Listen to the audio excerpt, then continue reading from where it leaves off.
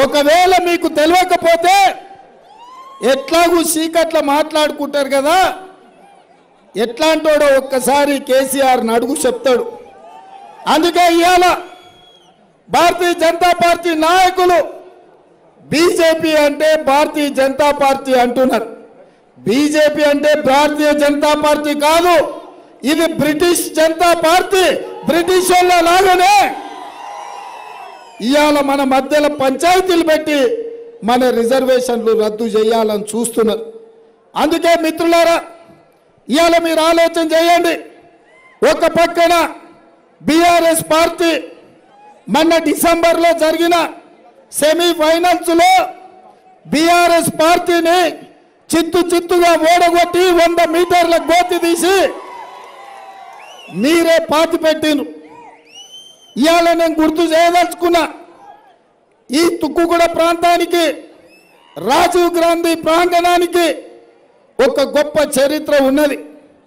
2023 September 17 నాడు శ్రీమతి సోనియా గాంధీ గారు, శ్రీ మల్లికార్జున్ ఖర్గే గారు, శ్రీ రాహుల్ గాంధీ గారు ఈ గడ్డ మీద నుంచే 6 గ్యారెంటీలు ఈ తెలంగాణ రాష్ట్రానికి ఇచ్చి ఇక్కడి నుంచే తెలంగాణకు పిలిపిస్తే డిసెంబర్లో జరిగిన ఎన్నికల్లో 6 గ్యారెంటీలను మెచ్చి 65 సీట్లు కాంగ్రెస్ పార్టీకి ఇచ్చి గెలిపించారు.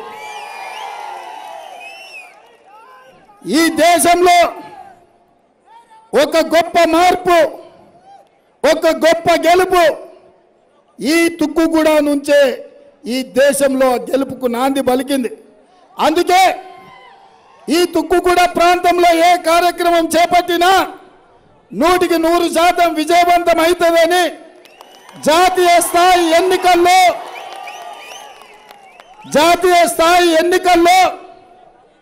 5 న్యాయ్ 25 గ్యారంటీ మల్లికార్జున్ ఖర్గే గారు, రాహుల్ గాంధీ గారు అదే రాజీవ్ గాంధీ ప్రాంగణంలో తుక్కుగూడ నుంచే దేశానికి సంబంధించిన ఎన్నికల మేనిఫెస్టోను కూడా ఇక్కడి నుంచే విడుదల చేసింది.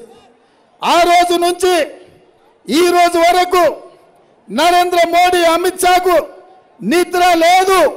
అందుకే నిద్ర పట్టక ఇవాళ కాంగ్రెస్ పార్టీ కార్యకర్తలు, నాయకుల మీద కేసులు పెడుతున్నారు.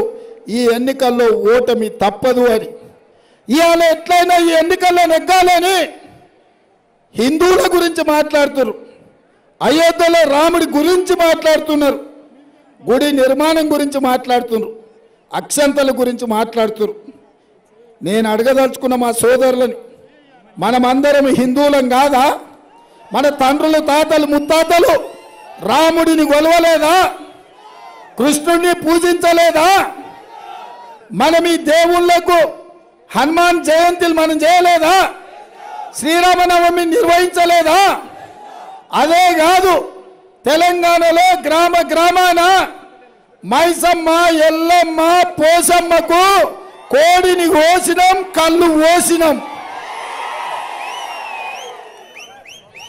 ఇది మన సాంప్రదాయం కాదా?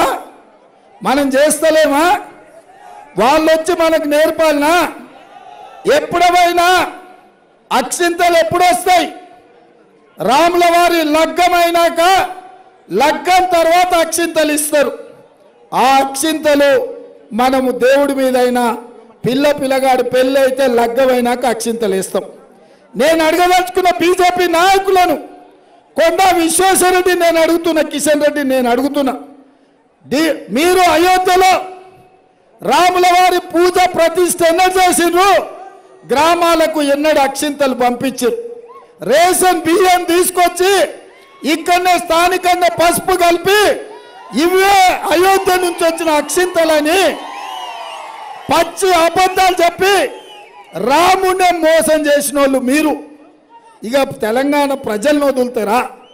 ఎప్పుడైనా అక్కడ అయోధ్యలో పూజ జరగకుండా 15-20 రోజుల ముందులే గ్రామాన పసుపు బియ్యం పంచిండ్రంటే వీళ్ళెంత దుర్మార్గులో.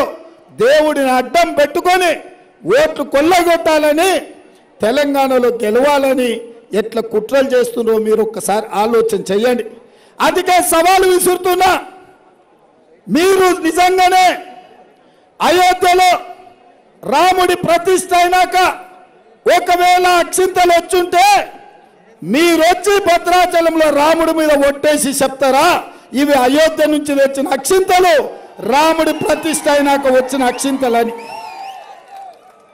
ఇవాళ దేవుడు అంటే మీకు ఓట్లు కావచ్చు, రాముడు అంటే మీకు సీట్లు కావచ్చు, హనుమాన్ జయంతి అంటే మీకు అధికారం చెలాయించడం కావచ్చు. కానీ మేము అట్లా కాదు.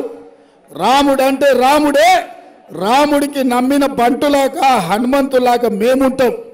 మేము నమ్ముతాం, మేము విశ్వసిస్తాం, మేము పూజిస్తాం. రాముడు దేవుడు గుడిలో ఉండాలి, భక్తి గుండెల్లో ఉండాలి.